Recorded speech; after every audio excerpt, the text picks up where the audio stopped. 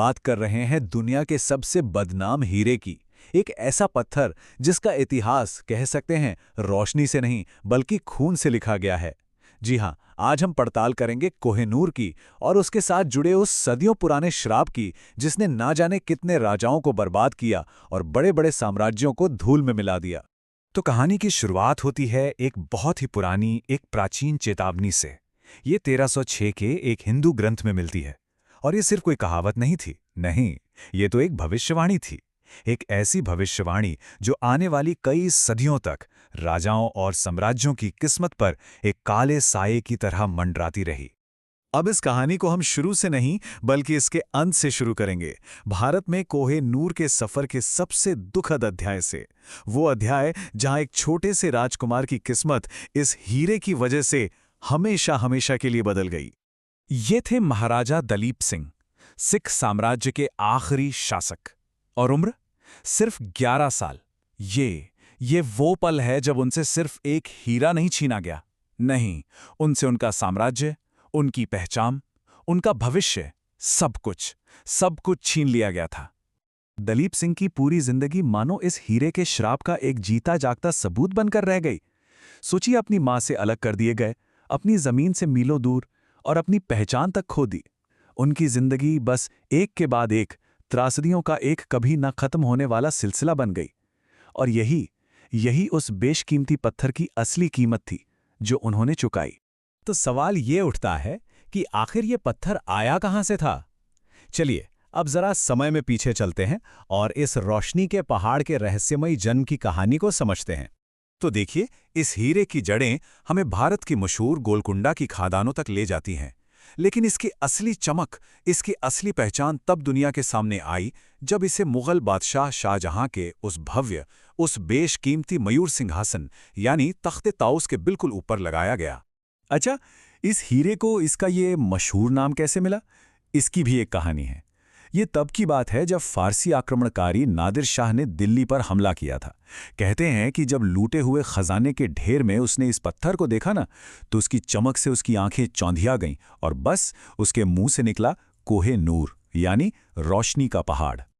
और बस यहीं से वो श्राप अपना असली रूप दिखाना शुरू करता है। जैसे जैसे हीरा एक हाथ से दूसरे हाथ में गया, इसने अपने पीछे सिर्फ और सिर्फ हिंसा, धोखा और मौत के एक खूनी लकीर छोड़ी। खुद नादिर शाह, उसकी हत्या उसी के अपने गार्ड्स ने कर दी। और उसके बाद तो जैसे एक सिलसिला ही शुरू हो गया। जिस भी शासक के पास ये हीरा गया उसका अंत बहुत ही भयानक हुआ। किसी के सिर पर खौलता हुआ सीसा डाला गया तो किसी की आंखें गर्म सलाखों से फोड़ दी गईं। ये सब कुछ सिर्फ उस एक पत्थर के लिए। शुजा शाह की पत्नी के ये शब्द इस बात को बिल्कुल साफ कर देते हैं कि उस जमाने में इस हीरे की कीमत क्या थी। मतलब ये सिर्फ एक पत्थर नहीं था, ये ताकत का, रुतबे का प्रतीक था। एक ऐसा प्रतीक जिसके लिए लोग कोई भी कैसी भी कीमत चुकाने को तैयार थे। तो चलिए अब देखते हैं कि ये हीरा वापस पंजाब कैसे पहुंचा और अंग्रेजों के हाथ लगने से ठीक पहले अपने आखिरी भारतीय राजवंश के पास कैसे आया। ये थे शेर-ए-पंजाब महाराजा रणजीत सिंह, जिन्होंने इस हीरे को वापस हिंदुस्तान की धरती पर लाया। उनके लिए ये कोहिनूर सिर्फ एक गहना नहीं था, नहीं, ये भारत की खोई हुई ताकत और शान का प्रतीक था, जिसे वो बड़े फक्र से अपने बाजूबंद पर पहना करते थे। लेकिन शेर-ए-पंजाब की मौत के बाद ऐसा लगा जैसे श्राप ने एक बार फिर अपना असर दिखाना शुरू कर दिया। पूरा सिख साम्राज्य आपसी लड़ाइयों में, साजिशों में उलझ पर कमजोर हो गया। और दूसरी तरफ ब्रिटिश ईस्ट इंडिया कंपनी बस इसी एक मौके का बेसब्री से इंतजार कर रही थी। तो अब कहानी एक बहुत ही दिलचस्प मोड़ पर आती है जब ये हीरा आखिरकार ब्रिटेन पहुंचता है। सवाल ये था कि क्या शाही परिवार ने इसके श्राप को बेअसर करने का कोई तरीका खोज निकाला था? आइए देखते हैं। हुआ ये कि जब कोहिनूर को लंदन में पहली बार पब्लिक के लिए रखा गया तो लोग उसे देखकर बड़े निराश हुए। उन्हें वो कांच का एक सुस्त टुकड़ा लगा। तब प्रिंस एल्बर्ट ने एक बहुत ही विवादास्पद फैसला लिया, हीरे को दोबारा तराशने का। नतीजा, हाँ, उसकी चमक तो बढ़ गई, लेकिन इस पूरी प्रक्रिया में उस हीरे ने अपना 40% वजन और उसके साथ जुड़ी सदियों की कहानी हमेशा के लिए खो दी।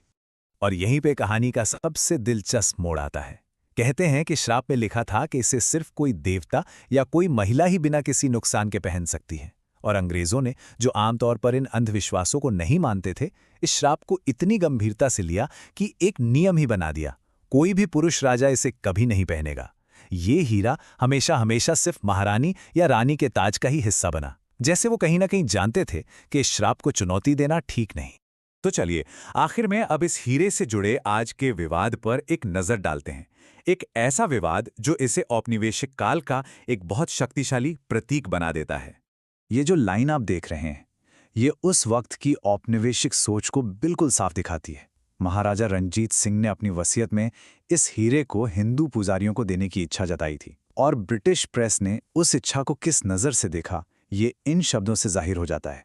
और ये आंकड़ा, ये कोह-ए-नूर की पूरी कहानी को एक बहुत बड़े कैनवस पर रख देता है। मतलब ये हीरा सिर्फ एक कीमती पत्थर नहीं है, बल्कि ये उस विशाल आर्थिक लूट का सबसे बड़ा, सबसे शक्तिशाली प्रतीक है जिसने कभी सोने की चिड़िया कहलाने वाले भारत को कंगाल कर दिया। और इन सब के बाद आज का सबसे बड़ा सवाल यही है, आखिर ये हीरा है किसका? इतने सालों के इतिहास, इतनी लड़ाइयों के बाद इसका असली हकदार कौन है? और इस एक सवाल ने कई देशों के बीच एक बहुत ही पेचीदा बहस छेड़ दी है।